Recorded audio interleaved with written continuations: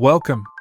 In this video we'll go through the most important ES6 Plus features and compare them to older JavaScript approaches. Nice. Before ES6, we use var to declare a variable.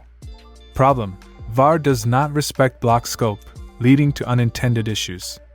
Let allows reassignment but is block scoped, which means that variable will be available within the block only. Const cannot be reassigned and is block scoped. Template literals. Easier variable interpolation and supports multi-line strings. Destructuring. Shorter, cleaner way to extract object properties. Default function parameters. You can assign a value to the function parameter. If no value passed, the default will be used. Promises and async await.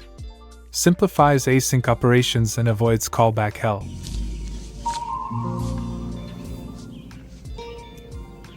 What the f?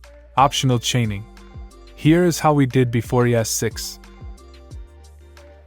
And here is ES6 plus optional chaining. Shorter, safer, and avoids errors when accessing deeply nested properties. Nullish coalescing. Here is how we did before ES6.